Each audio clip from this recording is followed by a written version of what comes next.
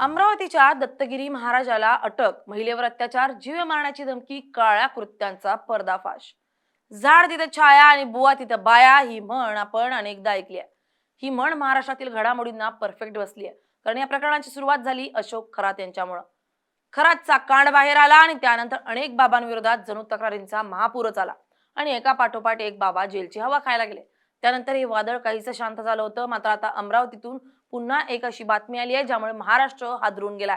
कारण लैंगिक अत्याचार प्रकरणात दत्तगिरी महाराजांनाच अटक करण्यात आली आहे. हे नेमकं काय प्रकरण आहे पाहूयात या व्हिडिओतून. नमस्कार, मी स्नेहल चौधरी, आपण पाहत आहात LS मराठी. अमरावती जिल्ह्यातील चांदूर रेल्वे येथे आनंद मठातील लैंगिक अत्याचार प्रकरणातील मुख्य आरोपी दत्तगिरी गुरु जयरामजी महाराज याला पोलिसांनी अखेर अटक केली आहे. अमरावती जिल्हा न्यायालयानं त्याला थेट न्यायालयीन कोठडी सुनावल्यानं त्याची कारागृहात रवानगी करण्यात आली आहे. या धक्कादायक प्रकरणामुळे संपूर्ण जिल्ह्यात प्रचंड खळबळ उडाली आहे. धार्मिक क्षेत्रातील असा घृणास्पद कृत्यामुळे सामान्य नागरिकांमध्ये तीव्र संतापाची लाट उसळली आहे. एका 24 वर्षीय पीडित महिलेनं धाडस दाखवून चांदूर रेल्वे पोलीस ठाण्यात आरोपी विरुद्ध तक्रार दाखल केली आहे, ज्यानंतर संपूर्ण काळ्या कृत्याचा पर्दाफाश झालाय. पीडित महिलेनं पोलिसात दिलेल्या तक्रारीनुसार हा शोषणाचा प्रकार गेल्या 10 वर्षांपासून सुरू होता. 2014 मध्ये एका धार्मिक कार्यक्रमादरम्यान पीडित महिलेची ओळख आनंद मठाचे प्रमुख दत्तगिरी गुरु जयरामजी महाराज यांच्याशी झाली होती. त्यावेळी पीडित महिला अल्पवयीन होती. महाराजांना सुरुवातीला अध्यात्माचा आणि कौटुंबिक आपुलकीचा आवाहनात या महिलेचा आणि तिच्या कुटुंबियांचा विश्वास संपादन केला. त्यानंतर ऑगस्ट 2016 मध्ये तिला चांदूर रेल्वे येथील आनंद मठात बोलावून घेण्यात आलं. तिथे तिच्या इच्छेविरुद्ध तिच्यावर पहिल्यांदा जबरीनं शारीरिक संबंध प्रस्थापित करण्यात आले. या कृत्याला विरोध केला असता आरोपीनं तिला आणि तिच्या कुटुंबाला जिवंत मारण्याची आणि समाजात बदनाम करण्याची धमकी दिली. भीतीपोटी पीडितेनं सुरुवातीला कोणालाही काही सांगितलं नाही, परंतु आरोपीनं या भीतीचा गैरफायदा घेत पुढील अनेक वर्ष तिचं सतत शारीरिक आणि मानसिक आर्थिक शोषण केलं. आरोपीनं पीडितेशी लग्न करण्याचं खोटं आमिष दाखवलं होतं. तिला मठात पत्नीसारखं वागवलं जाईल आणि समाजात प्रतिष्ठा दिली जाईल असं खोटं आश्वासन त्यानं वारंवार दिलं. या 10 वर्षांच्या काळात पीडितेच्या नावावर मोठ्या प्रमाणावर आर्थिक व्यवहार करण्यात आले. तसेच मठात येणाऱ्या भाविकांची फसवणूक करण्यासाठीही तिचा वापर केला गेल्याचा आरोप आता समोर येत आहेत. अनेक वर्ष हे अत्याचार सहन केल्यानंतर अखेर आरोपी लग्नाच्या आश्वासनापासून पूर्णपणे मागे हटला आणि त्याने पीडितेशी सर्व संबंध तोडण्याचा प्रयत्न केला. आपली फसवणूक झाल्याचं लक्षात आल्यानंतर पीडित महिलेनं चांदूर रेल्वे पोलीस ठाणं गाठून संपूर्ण प्रकार पोलिसांसमोर मांडला आणि आरोपी दत्तगिरी महाराजाविरोधात कायदेशीर दाद मागितली. पीडितेच्या तक्रारीची गंभीर दखल घेत चांदूर रेल्वे पोलिसांनी पोक्सो अंतर्गत गुन्हा दाखल केला.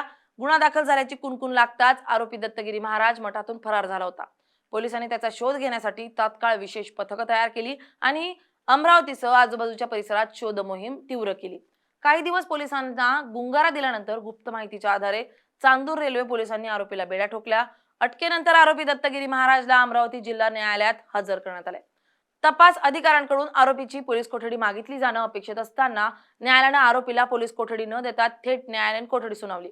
अशा गंभीर स्वरूपाच्या गुन्ह्यात जिथं पीडितेचं अल्पवयीन असल्यापासून शोषण झालंय, तिथं तपासाच्या सुरुवातीच्या टप्प्यात पोलीस कोठडी मिळणं अत्यंत आवश्यक मानलं जात होतं. मात्र इथं कोर्टानं न्यायालयीन कोठडी सुनावल्यानं अनेक सवाल उपस्थित होतोय. थेट न्यायालयीन कोठडी मिळाल्यामुळे पोलिसांना आरोपीची सखोल चौकशी करण्याची संधी मिळालेली नाहीये. पोलीस कोठडी दरम्यान आरोपीकडून पुरावे जप्त करणं, गुन्ह्याचं ठिकाण पंचनाम्यासाठी तपासणं आणि मठात इतरही काही गैरप्रकार चालत होते का याची माहिती काढणं शक्य झालं असतं. तसेच या मठात आरोपीनं अशाच प्रकारे इतर महिला किंवा अल्पवयीन मुलींचे शोषण केले आहे का याचा छडा लावण्यासाठी पोलीस कोठडीत चौकशी करणं गरजेचं होतं. परंतु थेट न्यायालयीन कोठडी मिळाल्यानं तो पोलिसांच्या तपासाच्या गतीला आणि व्याप्तीला एका प्रकारे मर्यादा आल्याचं मत व्यक्त केलं जात आहे. या संपूर्ण प्रकरणाला आता राजकीय वळण लागल्याचं चित्र निर्माण झालंय. गुन्हा दाखल झाल्यापासून आरोपी फरार असेपर्यंत आता न्यायालयात हजर करेपर्यंतच्या घडामोडींवर राजकीय वरदहस्त असल्याचं बोललं जात आहे. सोशल मीडिया, फेसबुक आणि व्हॉट्सअपवर आरोपी दत्तगिरी महाराजचे राज्यातील अनेक बड्या राजकीय नेत्यांसोबतचे फोटो आणि व्हिडिओ तुफान व्हायरल होत आहेत. विविध पक्षांच्या प्रमुख नेत्यांच्या उपस्थितीत झालेल्या कार्यक्रमांमध्ये आरोपी आघाडीवर दिसत असल्यामुळे त्याला या गुन्ह्यातून वाचवण्यासाठी राजकीय अभय मिळत होते का असा संशय व्यक्त केला जातोय.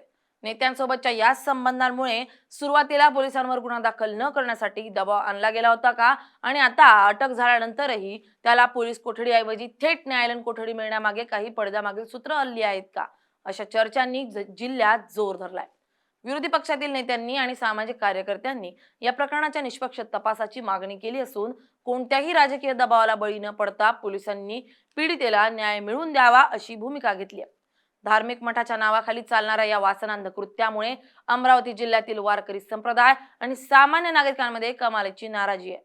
मठासारख्या पवित्र ठिकाणी श्रद्धेनं येणाऱ्या भाविकांचा विश्वास अशा बोंधू बाबांमुळे रसातळाला जात असल्याची भावना व्यक्त होतीये. पीडित महिलेच्या वतीनं लढणाऱ्या वकिलांनी या प्रकरणात न्यायालयात भक्कम बाजू मांडणार असल्याचं सांगितलं असून आरोपीला कठोर शिक्षा व्हावी यासाठी वरिष्ठ पातळीवर प्रयत्न केले जातील असं स्पष्ट केलंय.